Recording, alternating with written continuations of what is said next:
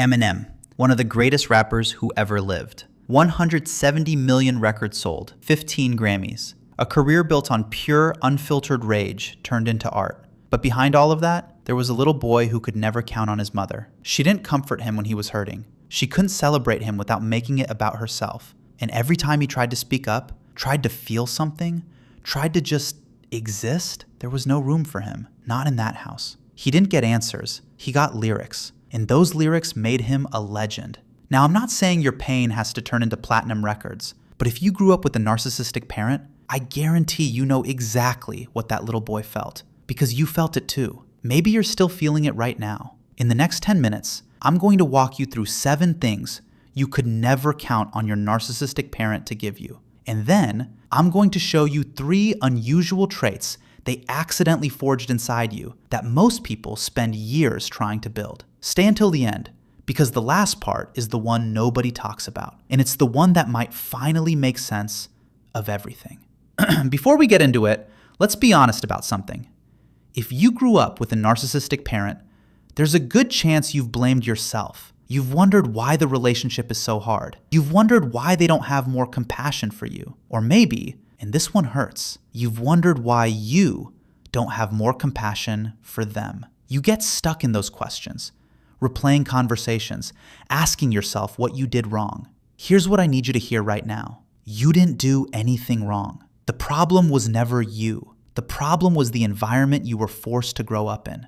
And the first step to healing is understanding exactly what a narcissistic parent is and isn't capable of giving you. So let's go through the 7 things you could never count on them for. Number 1, doubts and regrets. You know that feeling when you look back on something you did and think, I could have handled that better? That's called being human. Narcissistic parents don't have that. They've never done anything wrong, at least not in their mind. They don't doubt. They don't regret. And if you ever confronted them about something they did to you, you know exactly how that ended. It wasn't with an apology. Number 2, doing good when nobody's watching. Here's a telltale sign. A narcissistic parent can be incredibly generous, but only when there's an audience. They need to be seen. They need the credit. They can't just quietly do something kind for you and walk away. And deep down, you probably always felt the difference between love given freely and love given as a performance. Number 3, reacting appropriately. Think back. Something serious happened, and they acted like it was nothing. Something small happened, and they exploded. Nothing ever matched. The reaction was always off. Either you were left feeling like your pain didn't matter, or you were walking on eggshells because anything could set them off. That's not your fault. That's them. Number 4, making room for your feelings. Did you ever try to talk about how you felt, and somehow it always turned into a conversation about them? Your feelings didn't have a seat at the table. Your ideas? Not really welcome. Your beliefs? Tolerated at best. Because a narcissist takes up the whole room. There's no space left for anyone else, especially not their own child. Number 5, comforting you when you were hurting. This one cuts deep. You went to them, maybe as a kid, maybe as an adult, and said, someone hurt me. And instead of comfort, what did you get? A comparison. I had it so much worse. Or silence. Or worse, they made it about themselves. A healthy parent sees your pain as separate from their own. A narcissistic parent can't do that. Your pain only exists in relation to theirs. Number 6, not humiliating you. You couldn't predict it. Maybe it happened in public, a comment disguised as a compliment. Oh, you actually look nice today. The word actually doing all the damage. Or a whispered put down at a family gathering. Subtle enough that other people didn't catch it, but you did, because you always did. And they chipped away at you, piece by piece. Number 7, celebrating your wins without stealing the spotlight. You got the promotion. You graduated. You hit a milestone you worked years for. And somehow, they made it about them. I always knew you'd do this. All my support paid off. The medal gets put on their chest. You couldn't just have your moment. Your win became their win. And somewhere inside, that quiet joy you were supposed to feel just never came. Now, here's where this gets interesting. Because while your narcissistic parent was taking all of those things from you, they were accidentally giving you something else. Something most people spend their whole lives trying to develop.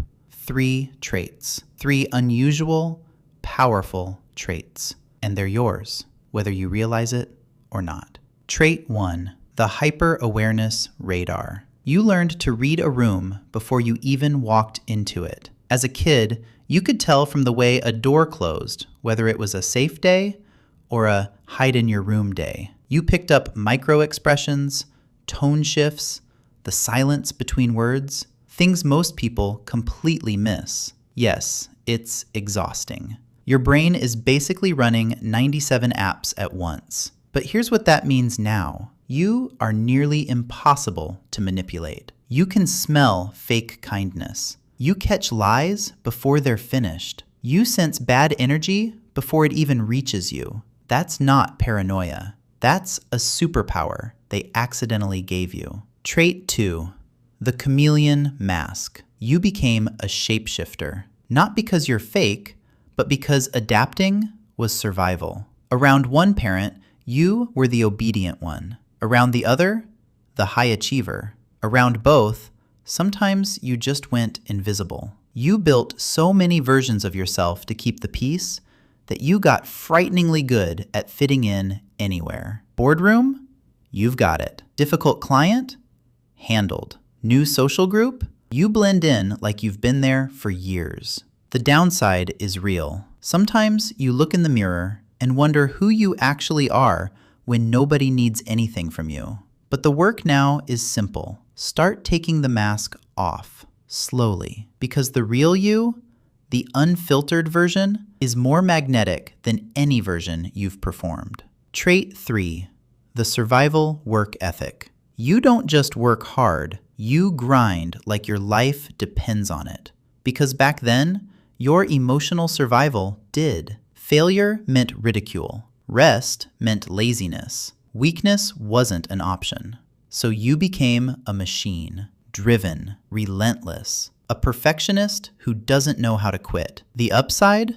You will outwork almost anyone. You've been built for pressure. The downside? You've never learned to rest. You treat burnout like a personality trait. Here's the truth you need to carry with you. Surviving is not the same as living. You have to deliberately teach yourself rest, joy, and softness because no one taught you those when you needed them most. So here's where we land. You grew up without someone who could doubt themselves, without comfort when you were hurt, without room for your feelings, without anyone to just celebrate you. No strings, no spotlight stolen. And yet, you came out the other side with a radar most people don't have, an adaptability that takes others years to build, and a work ethic forged in fire. You didn't just survive. You graduated from psychological boot camp with skills most people can't buy. You're not broken, you're forged.